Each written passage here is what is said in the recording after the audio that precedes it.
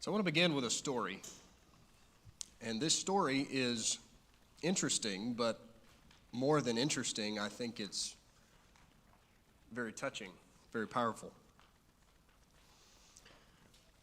George Bancroft is known as the father of American history. In the early 1800s, he wrote a 10-volume history of the United States to his present day.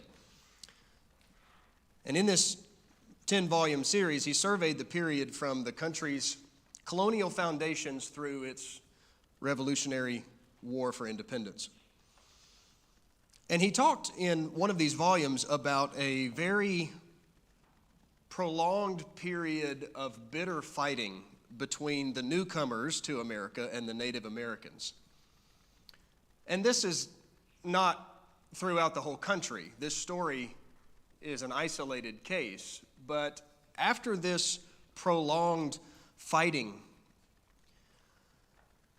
the two sides came together on one occasion, and they were more than willing to talk peace. They met on the banks of a river to talk about how they could have peace between them, and also the repatriation of captive children who had been taken from both sides. Some of these children who had been kidnapped had only recently been taken. And so when this effort to reunify families was done, these children knew exactly who their parents were. They immediately rushed into the waiting arms of their parents. But there was a large contingent of children who had been taken away when they were extremely young. And they had been in captivity for years. And it wasn't so immediately recognizable whose children belong to whom. Are those my parents? Or is that my child? And you've got a group of children and a group of parents who are longing to be reunited, but they can't recognize their own child.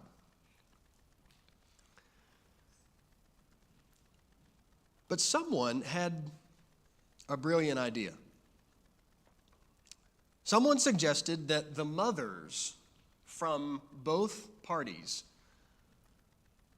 go over to the group of children and begin singing the songs that they sang to their children in their infancy, telling them the stories that they told their children in their infancy, calling them the affectionate names that they called them in their early days. And as they did this, these children, with these long buried memories, came alive.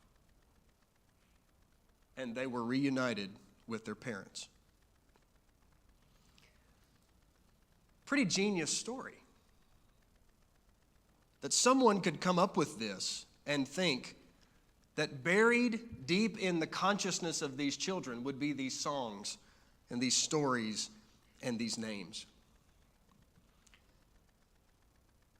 It's a really beautiful story that conveys the idea that we want to talk about tonight.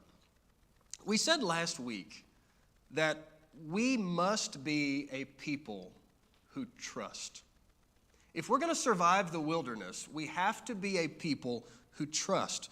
And as we go throughout life, we trust God to fulfill His words of promise to us.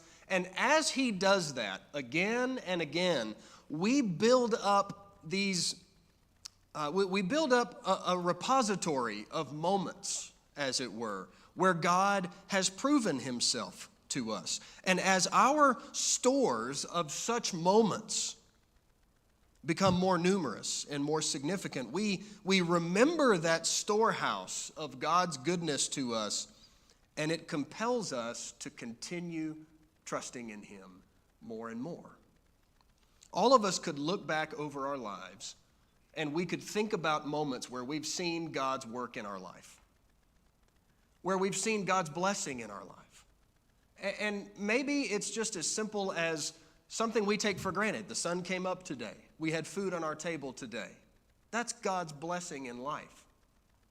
But there's many other times of God working providentially, answering prayers, providing our needs, doing these things for us, and we recognize that God was doing these things. And as that repository gets more and more full, it just causes us, it should cause us to place even greater trust in Him.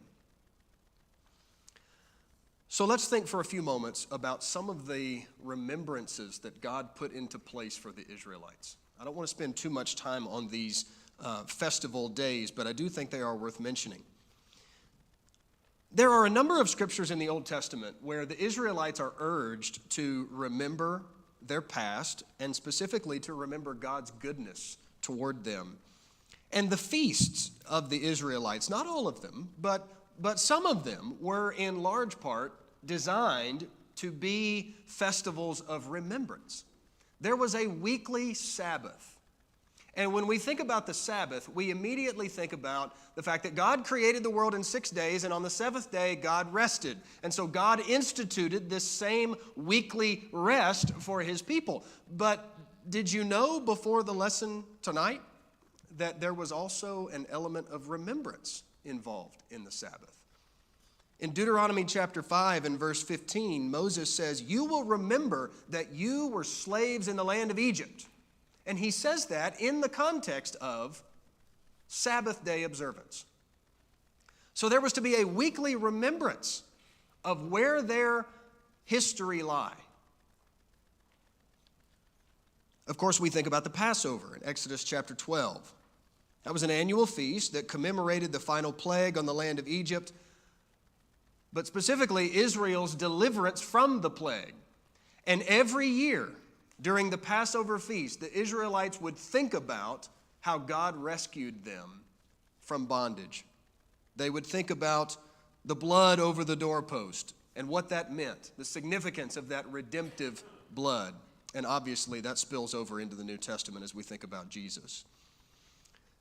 I want to spend just a moment, though, on this third feast that I mentioned in your material, the Feast of Tabernacles. This one's really interesting to me because of our subject for the quarter. We've been talking about life in the wilderness and suffering. And we've said this quarter that there's a parallel between the life that we live and Israel's wilderness experience. And God did not want them to forget their experience in the wilderness. And that's why He instituted the Feast of Tabernacles, an annual feast that required that the Israelites would build temporary shelters or booths or tabernacles. They would go camping for a week, putting it mildly, but they would set up these booths and they would live in them for 7 days.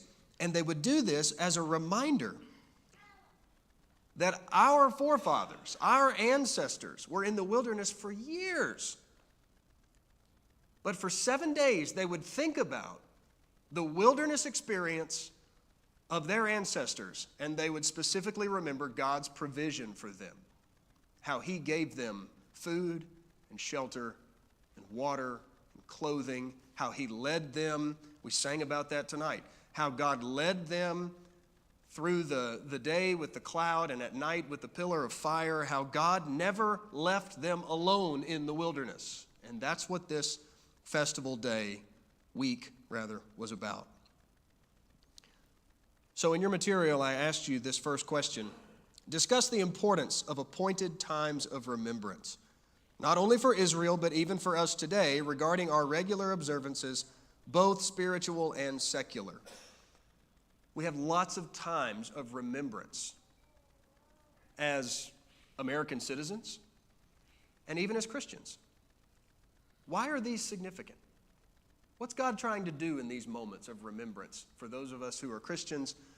What did our founders and others who have put in these days of remembrance, Veterans Day and Memorial, why do we do this? What's the significance of this, Joe?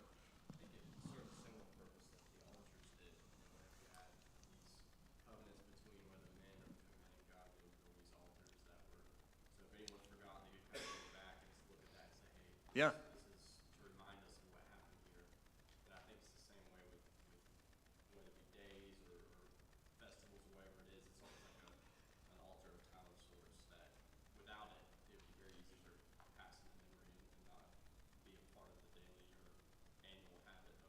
Yeah, good.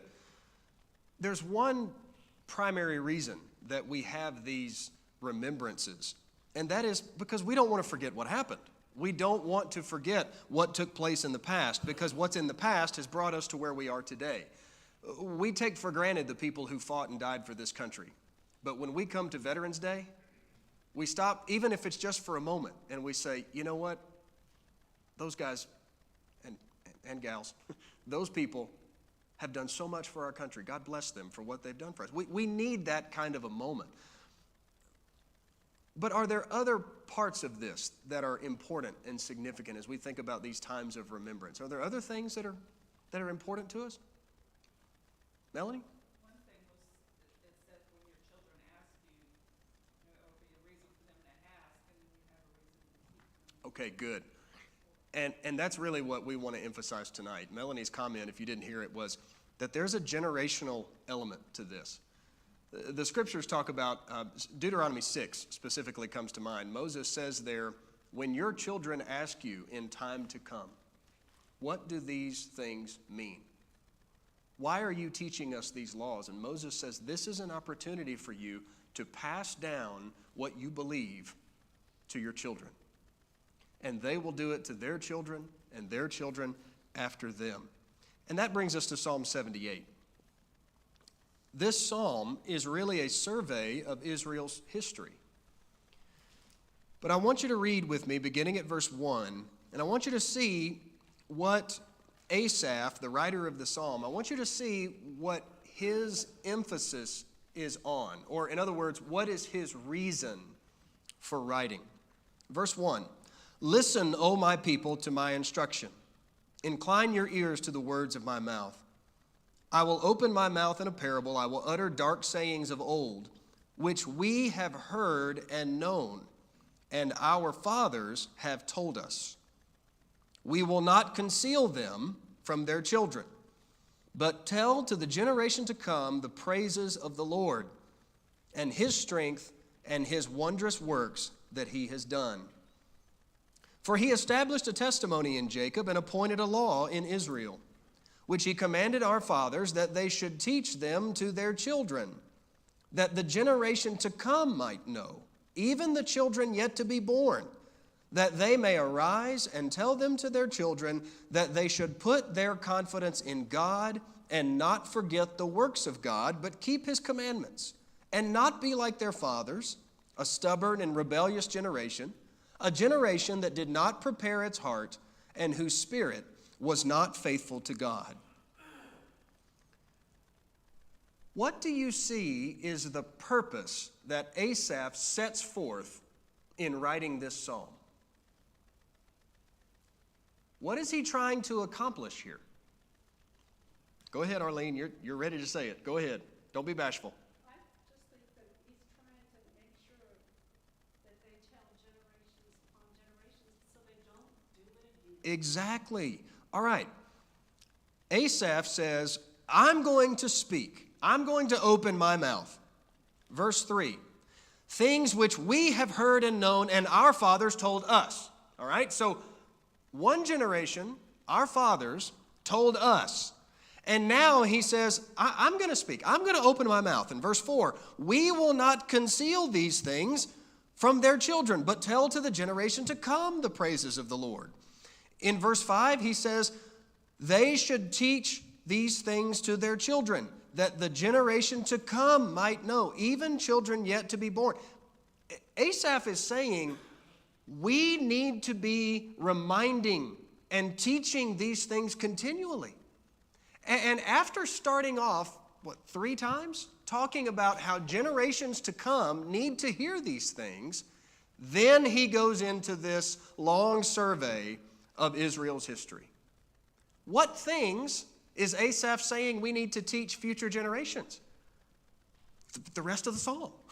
All of these things that he talks about in Psalm 78. These are the things that we need to teach them. There may be oral stories that are passed down. It may be songs that are sung from one generation to the next. But these kinds of stories, can be very vivid, even to the ones who did not experience them. I know in my own life, and I suspect you are the same way, I have stories that I remember even though they happened when I was 1 or 2 years old. I don't remember them truly. What do I remember? Being told about these events. I remember being told about these things. Just today, my mom said, "Do you remember so-and-so from Franklin, Tennessee?" No. We moved away from Franklin when I was 4. But she said there was a person there who was a family friend of ours, and he died recently. I don't remember that person. I remember Mom and Dad talking about that person. Right? You understand what I'm saying? There are moments that we have not necessarily even lived ourselves, but vicariously through our parents and our grandparents and the stories that they have told us time and time again, it's almost as if we've lived these things ourselves. So Psalm 78 is a text that stresses the importance of remembrance.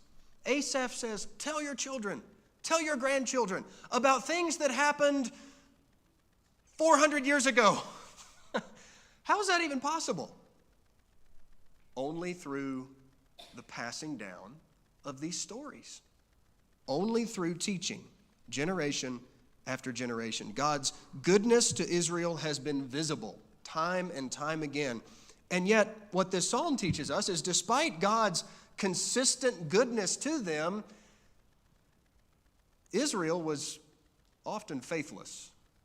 The only thing that Israel was consistent in was in their ability to disappoint God. So question number 2 in your material says, write down the expressions used to describe Israel's unfaithfulness. Write them down, underline them. That's what I did. If you started to write them down, you might have needed 3 sheets of paper. What are some of the things that God says? Just call out the expressions that you see that illustrate Israel's forgetfulness, lack of faith in God. What do you see? Stubborn and rebellious. All right, we read that one a moment ago. What else? They did not believe in God and did not trust in his salvation. All right, that summarizes the whole thing. All right, are there other expressions that you saw? They forgot. All right, that's obviously what we're talking about tonight. Don't do that. All right? Verse 10, they didn't keep the covenant of God. They refused to walk in his law. So it wasn't just forgetfulness. Go back to Todd's comment about the stubbornness and the rebelliousness. What other words do you see here? Turned back. Okay, good. What else?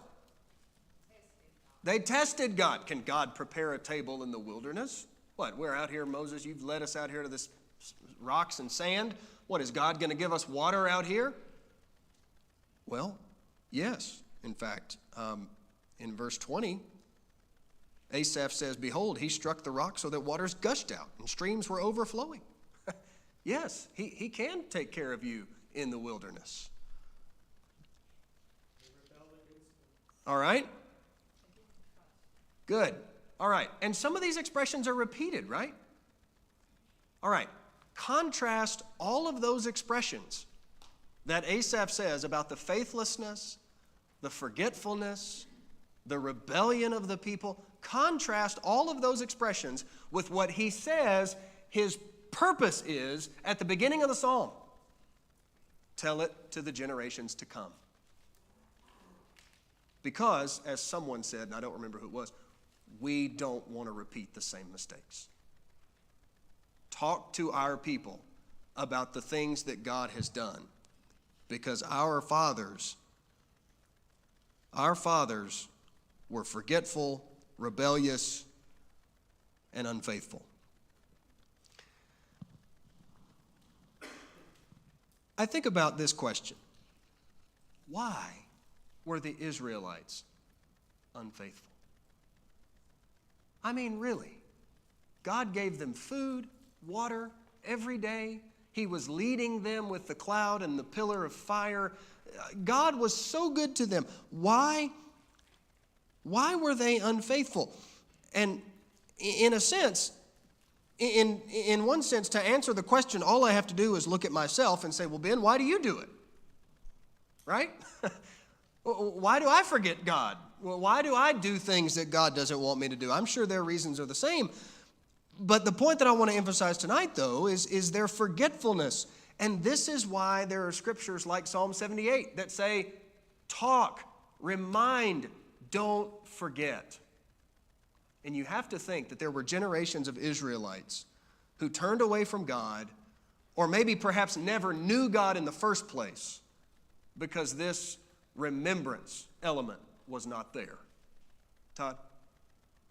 I find verse 8 very interesting because how it starts out, and may not be like their fathers, which so often we hear, the next generation isn't going to be as strong as the previous generation.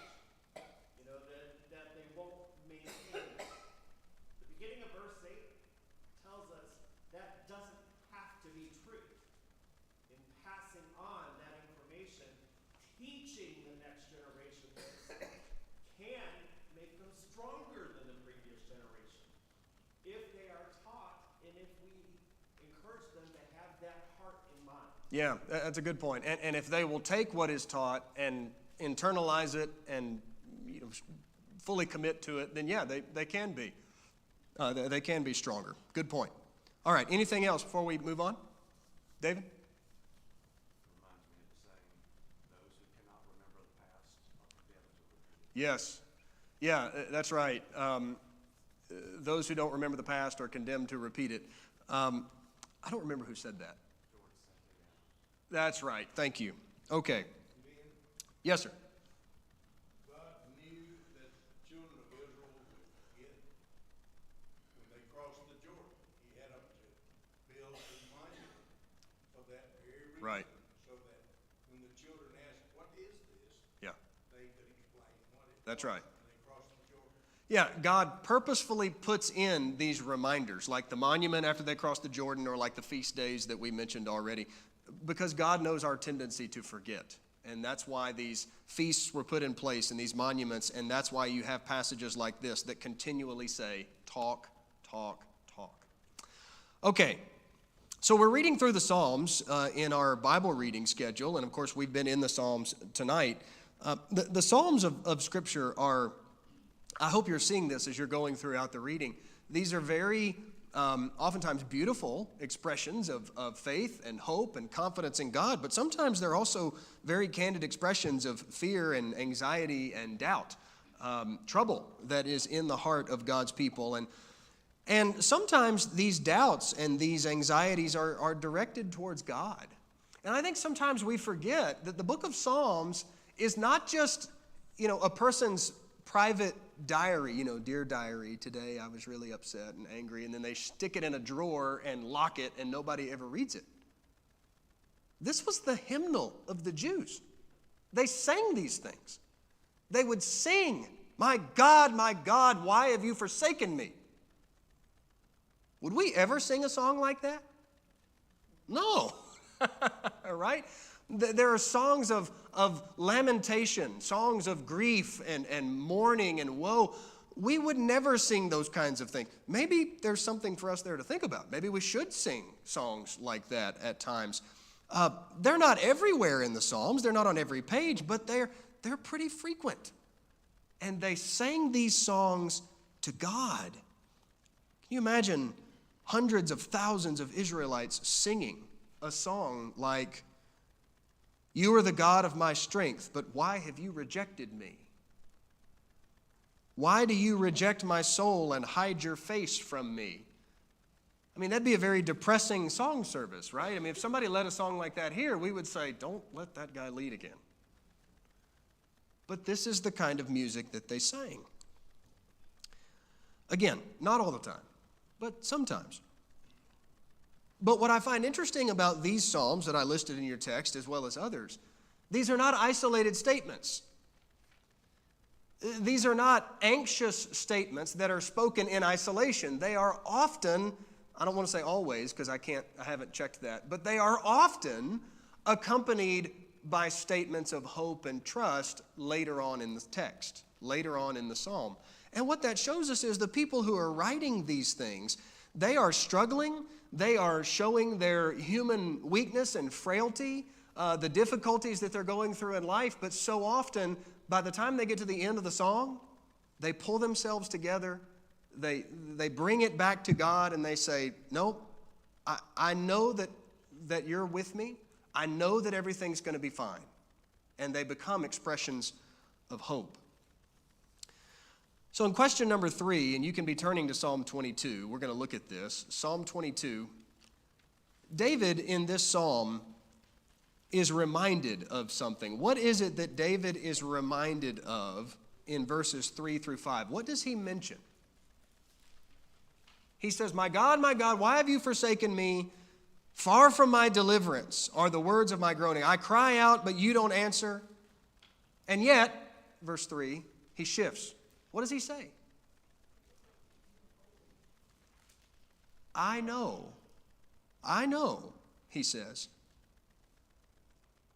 that our fathers trusted in you, verse 4. They trusted and you delivered them. To you they cried and they were delivered. In you they trusted and they trusted and were not disappointed. Do you see that dramatic shift?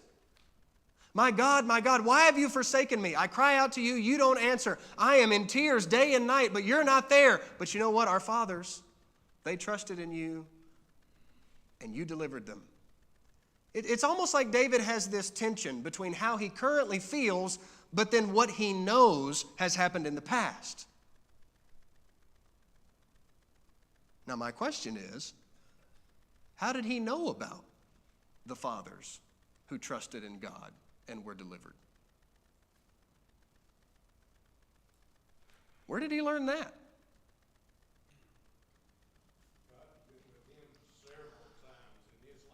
Well, he had his own personal experience for sure, right? And he says that when he goes to fight Goliath, right? You know, I beat the lion and the bear, and I need him to come to our street because there's a giant bear walking around.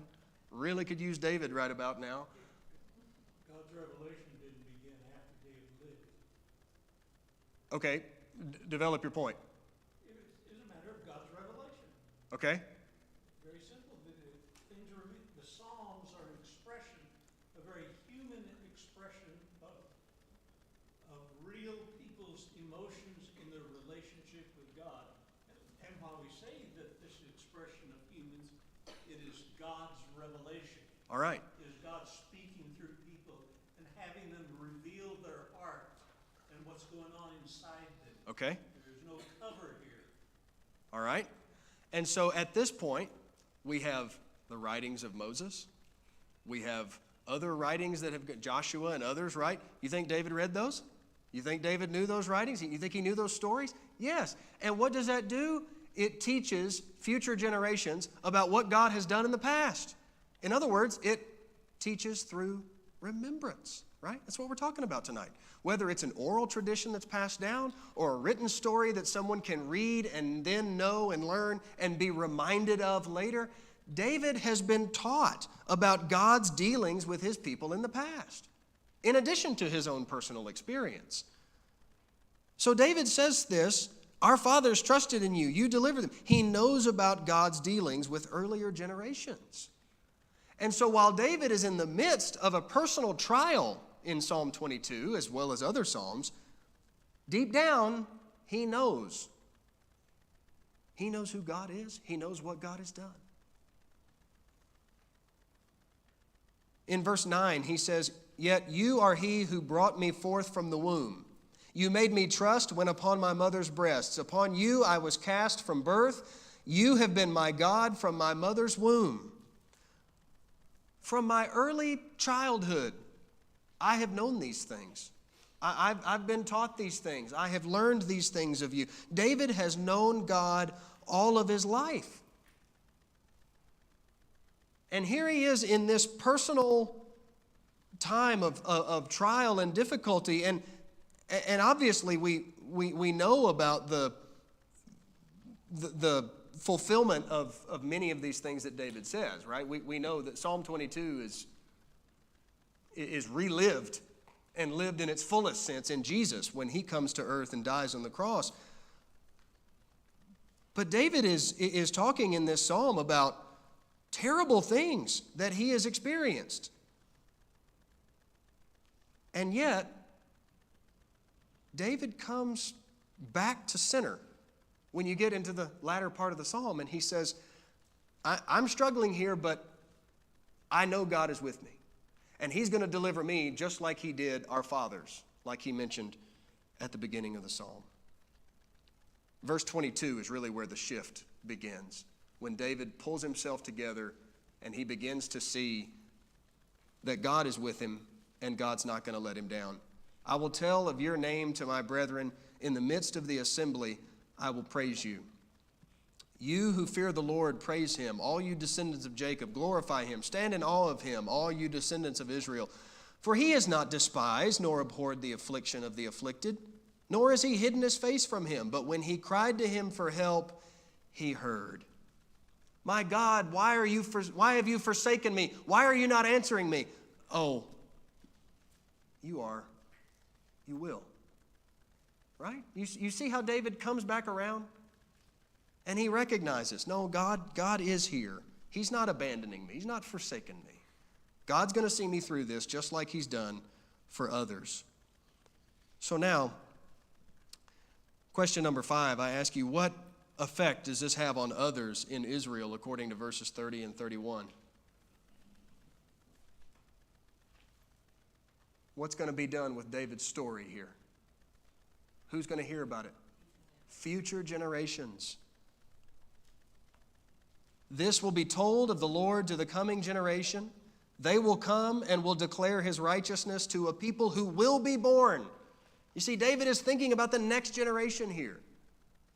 I'm going to come through this, and future generations will speak of God's faithfulness because they remember what I've been through, what I've written, and as they learn these things, they will put their hope in God just as I have done.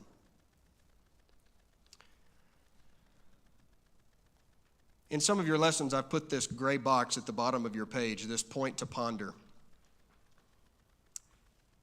And I've tried to just give you a little nugget of something to think about that pertains to our lesson. The present struggle might cause us to ask, how can I keep believing? But remembrances of the past should cause us to ask, how can I not? You see the different way to think about these past things, these past struggles?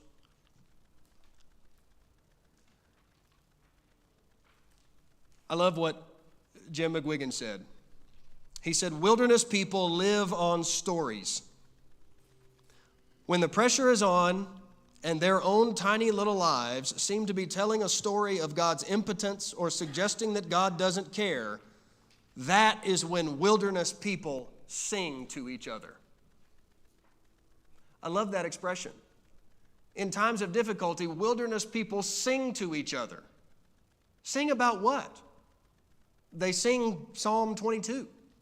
They sing Psalm 78. These psalms about how good God has been to us and why we should keep trusting him because of what he's done. And if he has cared for us in the past, and if he's cared for generations before us, why would we think he's not going to do that for us now? So, can we be wandering Jews for a minute? I know you're all singing that song now. Wandering, wandering, Jews, Jews, Jews. Yeah, that's not what I mean. Todd, can you help me here? We're going to sing a song. And you just look at the title and you think, Ben, we talked about trust last week. We should have sung this last week. I want you to think about some of the words in this song. We're going to sing the first and the fourth verse. And after we sing it, I'm going to come back and highlight these expressions. Don't be bashful now. I know the whole group's not here. We've only got part of the team, but we can do this, okay? 'Tis so sweet to trust in Jesus, just to take him at